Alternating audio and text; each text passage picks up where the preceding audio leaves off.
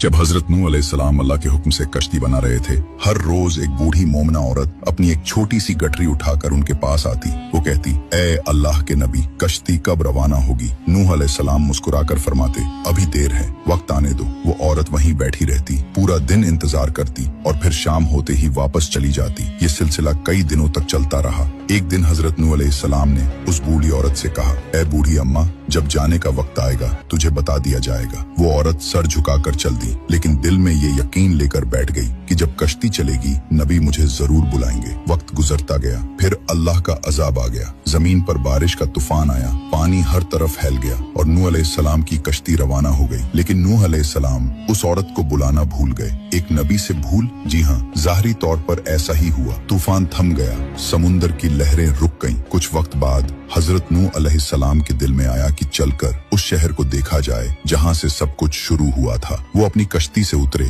और शहर की तरफ चले। जब शहर पहुँचे तो देखा हर तरफ वीरानी थी, तबाही थी, मगर एक कोने में एक झोपड़ी से रोशनी आ रही थी। एक दिया जल रहा था। नूह अलैहिस्सलाम हैरान हुए, इतना बड़ा तूफान आया, सब कुछ डूब गया, लेकिन ये दिया कैसे जल रहा है? उन्होंने जोर से अल्लाहू अकबर की तकबीर लगाई। झोपड़ी का पर्दा उठा। वही बूढ़ी औरत गठरी उठाए बाहर आई और बड़ी मासूमियत से बोली, या नबी अल्लाह, क्या कश्ती अब तैयार है? चले। नूह अलैहिस्सलाम की आंखें हैरत से फैल गईं। उन्होंने कहा, ए बूढ़ी अम्मा, तुझे कुछ भी पता नहीं चला। बूढ़ी औरत ने सादा दिली से जवाब दिया, क्या नहीं पता चला या नबी अल्लाह? नूह अलैहिस्सलाम बोले, इतना बड़ा तूफान आया, दुनिया डूब गई, बारिशें बरसी, लोगों पर अजाब आ गया और तुझे कुछ खबर नहीं? वो औरत बड़ी सादगी से बोली, या नबी अल्लाह, एक दिन बादल कुछ गरजे थे और हल्की सी फुहार पड़ी थी बस। नूह अलैहिस्सलाम ने आसमान की तरफ देखा और कहा, ए मेरे रब, ये क्या माजरा है? तब अल्लाह ताला ने हजरत नूह अलैहिस्सलाम पर वही नाजिल फरमाई,